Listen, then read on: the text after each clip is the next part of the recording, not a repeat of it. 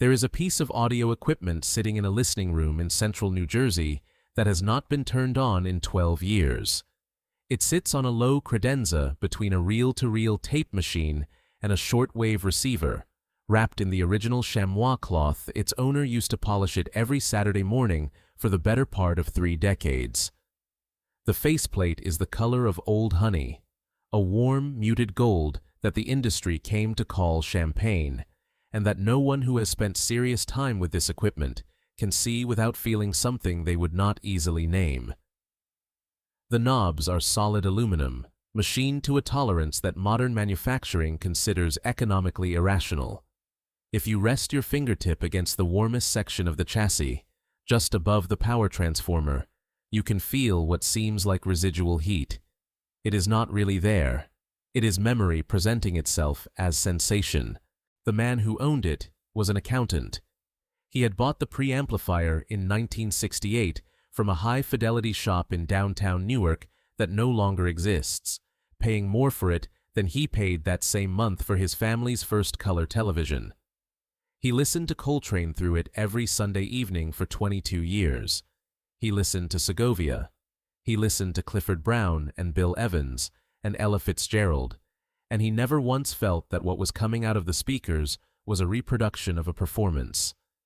He felt, on the evenings when everything was right, the needle clean, the room quiet, the amplifier warmed up properly, that the musicians were simply present, that something had been accomplished in the engineering of this machine that brought recorded sound close enough to living sound that the gap between them was no longer the point. He never replaced it. He never wanted to. When the amplifier was eventually handed to his daughter, she put it on the credenza, polished the faceplate once with the original chamois cloth, and left it there. She did not have the heart to sell it and did not know what she would do with the music it had held all those years. The company that made it is owned today by Samsung Electronics, operating through its Harman International subsidiary, the same corporate entity responsible for the audio systems embedded in commercial aircraft and the speakers mounted in airport departure halls. Saul Bernard Marantz, the man who designed the preamplifier that the accountant in Newark treated as a piece of furniture too important to replace, has been dead since the 17th of January, 1997. He was 85 years old. He died in Somerville, New Jersey, not far from the state where the accountant would later buy the equipment that bore his name. He spent his final months trying, with the characteristic refusal to accept the available options that had defined his entire life, to get back into the business of making amplifiers. That effort failed. The company his name still adorns had 6 corporate owners before it reached Samsung. This is the story of how that happened. It is not, at its core, a story of failure. That is the part that makes it almost impossible to tell cleanly. Saul Marantz was born on the 7th of July, 1911, in Brooklyn, New York, the oldest of 3 children of Ashkenazi Jewish immigrants. His father had come from Romania. His mother, an amateur singer, filled whatever apartment the family occupied with the particular intensity of someone who needed music, the way other people needed something structural in their lives. Saul Marantz would later say that it was his mother who gave him the standard by which he would measure everything else, the standard of a voice that was genuinely present in the room, filling the air between the singer and the listener with something irreducible. He left school after the 8th grade. His family could not afford otherwise, and the educational system that might have formalized his intelligence was not available to him. He was accepted into the city's Rapid Advance program for gifted students, a fact that exists in the record as a kind of parenthetical. The certificate never collected, the trajectory never taken. He became instead a commercial artist and graphic designer, work that required a particular kind of intelligence, the intelligence that sees proportion and balance not as aesthetic preferences, but as functional obligations, as conditions that a thing must satisfy before it can do its job. He was also, by the time he reached his late 20s, a serious amateur guitarist with a deep interest in classical music. He practiced with the methodical attention that self-taught musicians either develop or abandon, and his playing was good enough that when, in later years, he became a close friend of Andres Segovia, the Spanish master who had more or less invented the modern classical guitar's place in the concert hall. The friendship was not simply that of a famous man tolerating an admirer. It was the friendship of two people who shared a precise and demanding idea of what it meant for music to be heard correctly. Segovia understood, from the first time he sat in a room with a Marantz preamplifier, reproducing his own recordings, what the machine was attempting.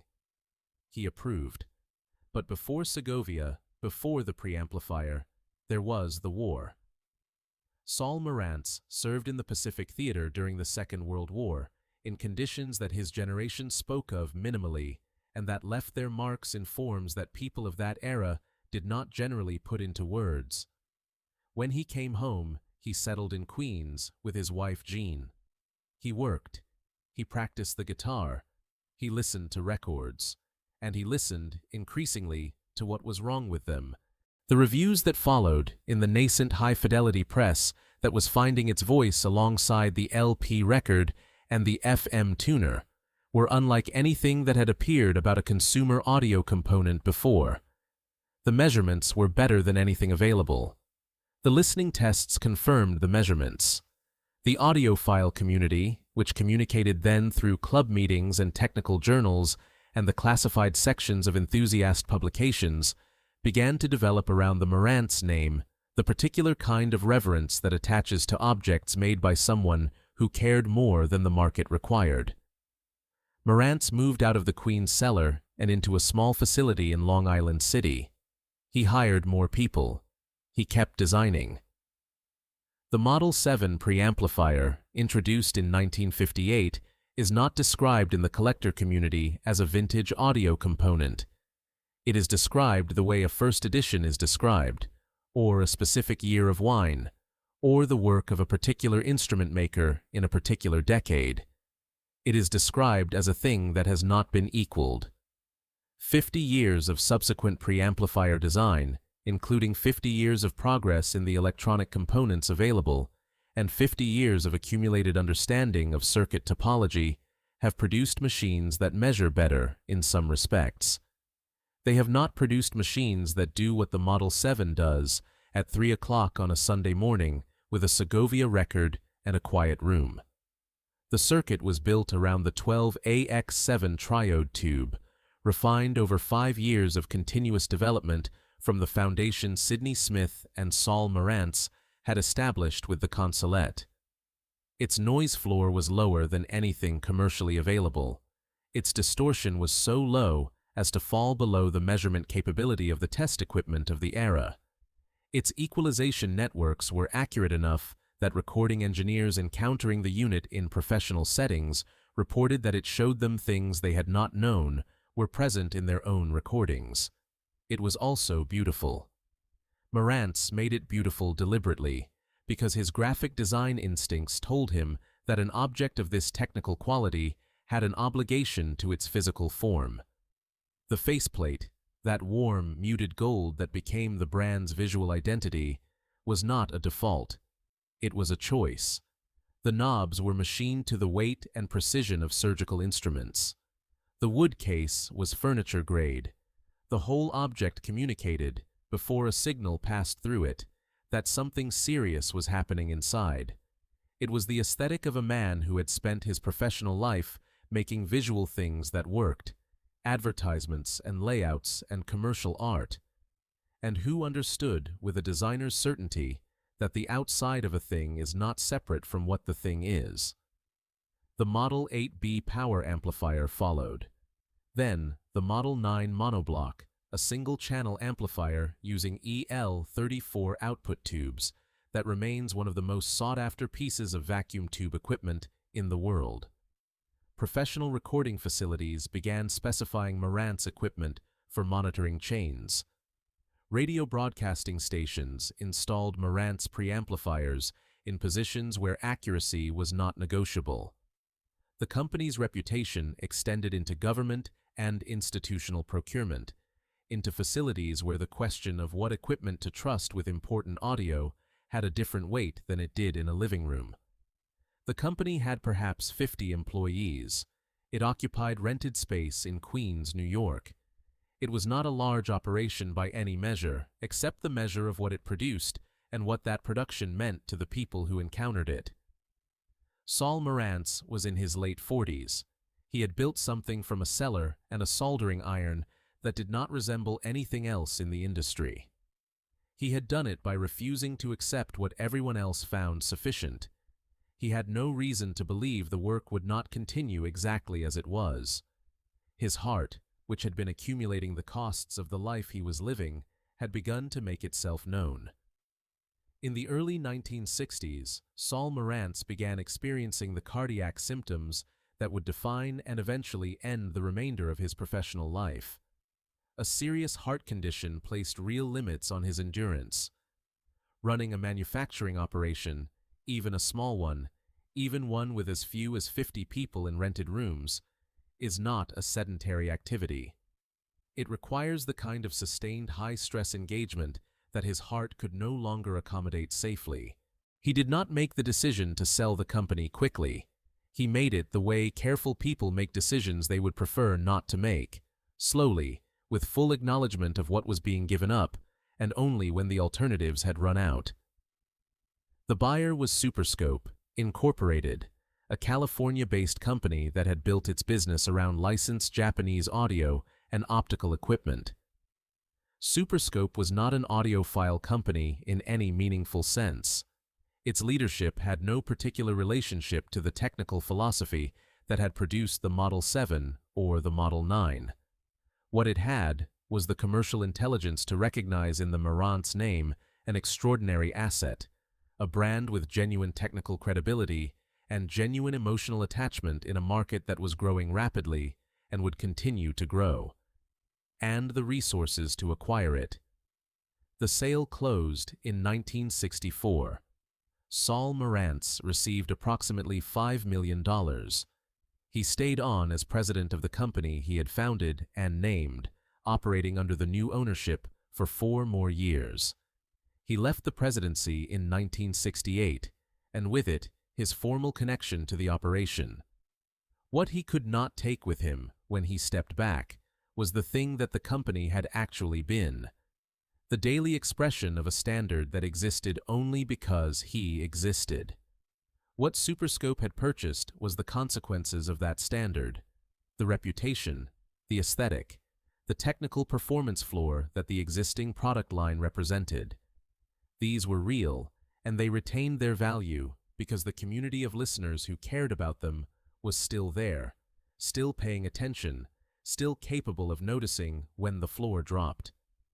The early Superscope years were not, by the standards of what would follow, disastrous.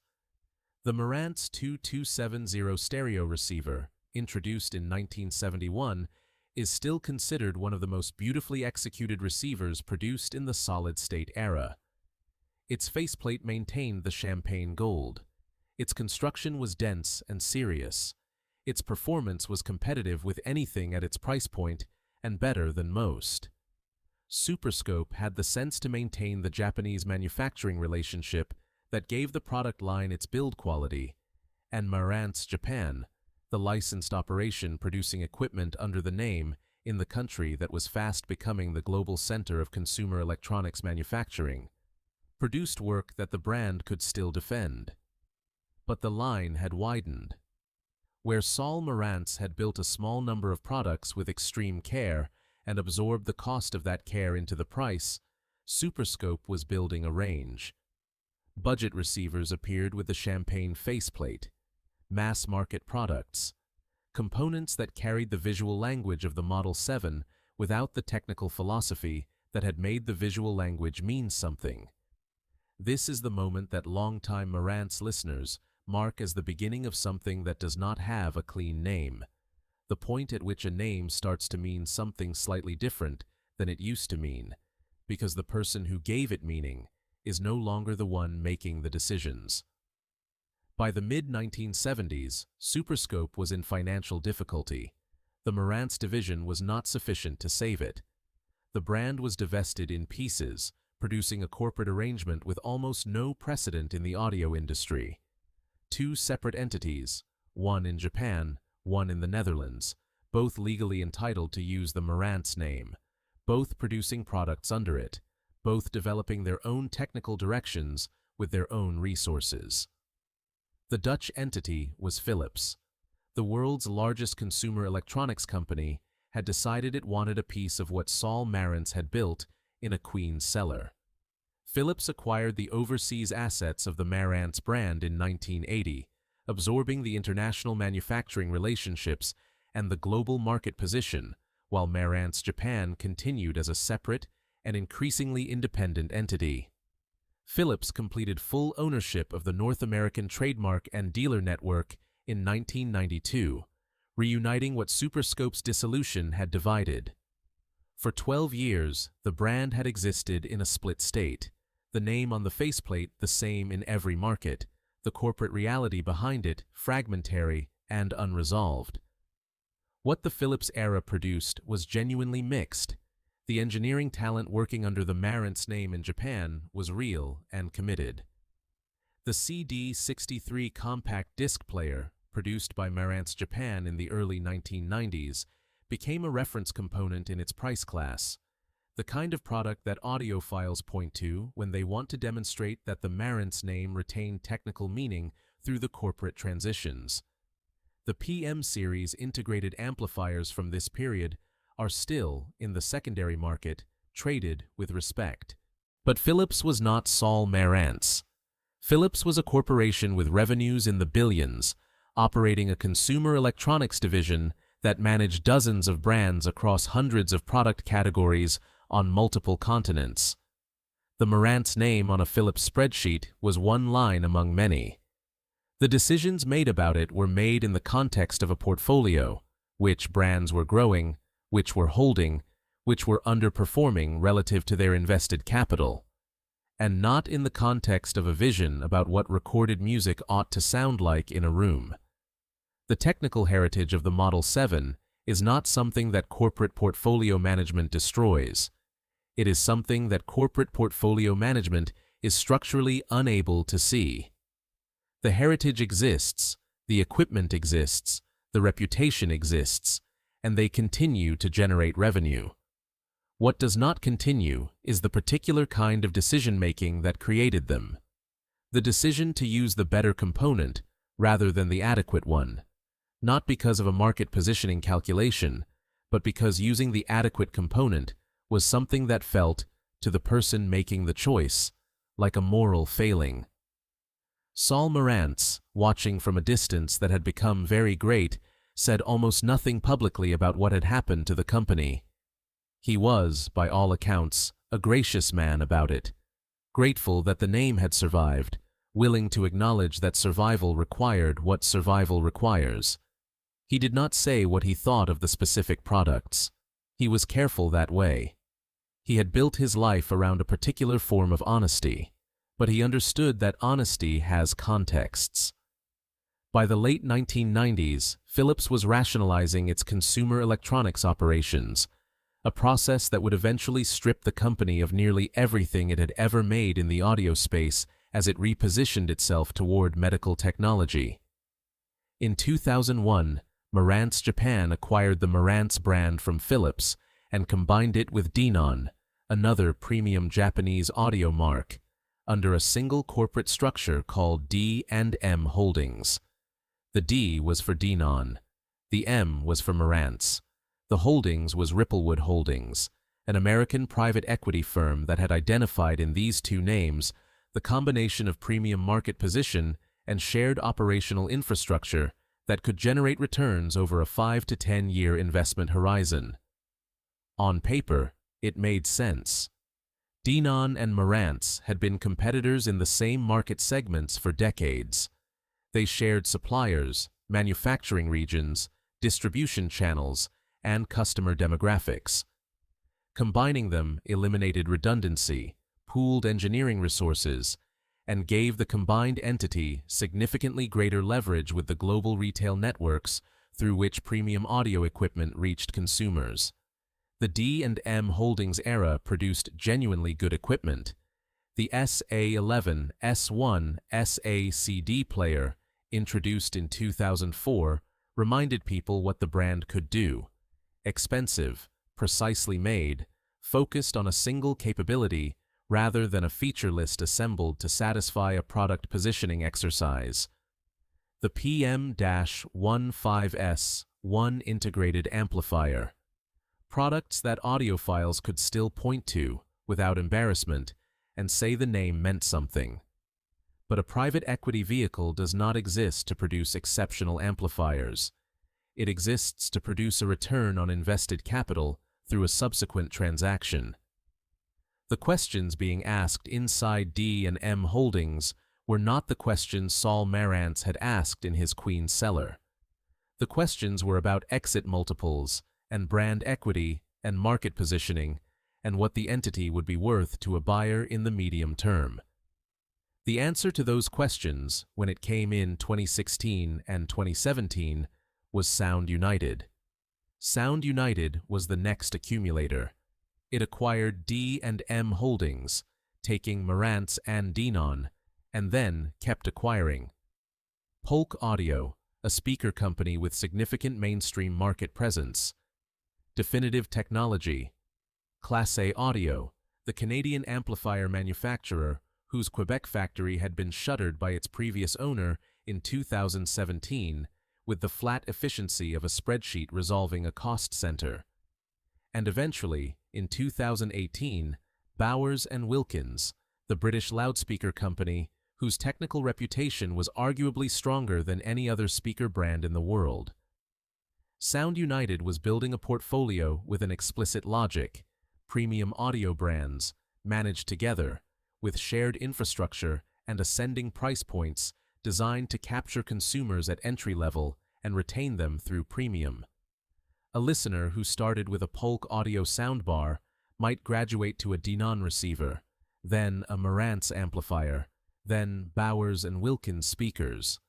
A ladder of acquisition, each rung a different brand, all of it owned by the same entity.